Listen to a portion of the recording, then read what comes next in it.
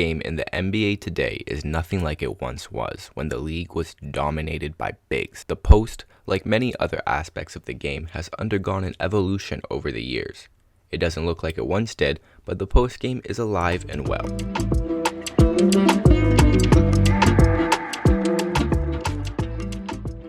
Post touches were a staple of almost every NBA offense for the first 60 plus years of the league's history, with bigs, no matter how skilled offensively, guaranteed at least a few post touches every game. With three-point revolution and the need for more efficient offense, the post game of old has seen a mass extinction across the league, save a few lone apex predators like Jokic, Embiid, and LeBron who still dominate down low. But like life always adapts and finds a new way, so has the post game in the modern NBA. Going from a straight jab to a left counter, it has become a vital part of punishing switch-heavy defensive schemes and cross matches in transition. And it's more important than ever in the postseason. The defending champs, the Denver Nuggets and Aaron Gordon, utilize the post in this way very effectively. Off a miss, Denver does a great job of keeping their heads up and looking for AG, who's always looking to get out in transition, forcing a smaller defender to guard him and then sealing that man down low. Once he gets him sealed, it's an easy 2 points for Denver almost every possession. The Nuggets can generate these easy buckets in the half court as well by simply running a pick and roll with AG and somebody else. With teams all too quick to switch on the pick and roll, AG often finds himself with a smaller defender, and it's just too easy for him from that point on. The Nuggets, while being one of the best teams at doing this, aren't the only ones. In the postseason, we have seen a ton of teams run a lot of offense through the post. The Pacers ran a lot of their offense through the post in the first and second round against the Bucks and the Knicks, using Pascal Siakam and Miles Turner to punish the smaller defenders on both teams. The Pacers force teams to switch with all of their three-point shooters, which leads to Pascal and Turner occasionally finding themselves switched on to smaller defenders, and from there it's just too easy for them. For the Magic, working out of the post is one of the few ways they were able to generate good looks against the Cavaliers. Looking for Paulo in transition, who did a great job of forcing one of Mitchell or Garland to guard him by just getting out and running hard in transition. Utilizing the post this way is a great way to generate good looks no matter how bad the rest of your offense is. It's still the best way to punish mismatches and switch heavy schemes.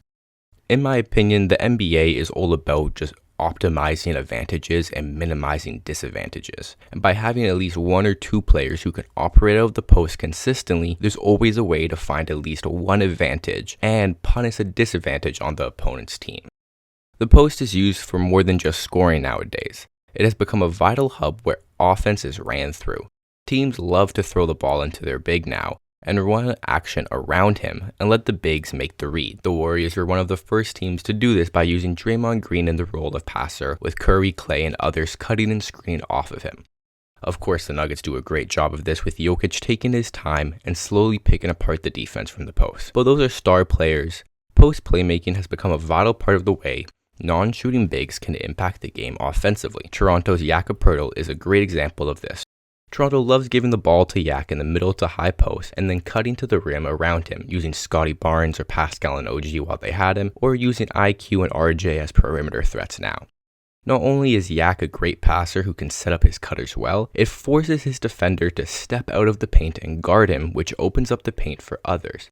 Toronto's best four-man lineups from this season all feature Poeltl, who does a great job of boosting those somewhat weak lineups. The Kings use Sabonis in a similar fashion, and it's a major reason why the Kings have been such a high-powered offense over the last 2 seasons. By letting your bigs work out of the post, it opens up the entire rest of the court for the 4 other players to move around and attack. Teams that use the post well often are able to boost their offensive ratings from average to great or from great to good. The top 3 teams in post-ups, at least post-up shot attempts, the Boston Celtics, the Nuggets, and the Bucks, all rank top 6 in offensive rating, while teams like the Lakers, the Pelicans, the 76ers, and the Timberwolves, who aren't great offenses, utilize the post to help boost up their overall team offense, ranking 4th, 7th, 8th, and 9th. And of course, if Joel Embiid was healthy for the entire season, the 76ers offensive rating would definitely look better and their post touches would definitely be higher, which just shows that post play is a major part of ways that a lot of great offenses operate. Operating out of the post just gives the defense a different look. Some players don't know how to guard the post as well because it's not as a major part of the game today, as well as when you can get a forward or a bigger player onto a smaller player in the post, it just lets them generate easy offenses for themselves. And of course, bigs aren't the only ones doing this. Jamal Murray of the Denver Nuggets once again does a great job of operating out of the mid to high post, backing his defender down before turning around and fading away for an open jumper. Anthony Edwards of the Timberwolves has done a very effective job of posting up KCP into the Denver Nuggets' smaller defenders, backing them into the paint, and then turning around for an easy free throw jumper. The post,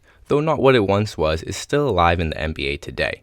It's become a vital part of some of the most high-powered offenses in the league, and a way to take a good offense to a great one or a bad offense to an okay one. The post is one of my favorite aspects about the NBA. There's so much interesting stuff that can go along or that can happen in such a small space of the floor. And while it has definitely changed from what it was from the 90s and 80s and 70s, where you have Kareem, Hakeem, Tim Duncan, Patrick Ewing, and all these other guys operating and running heavy amounts of their offense through there, the post has just changed into something that's now more fluid and part of the modern offense. Thank you for watching. Take it easy.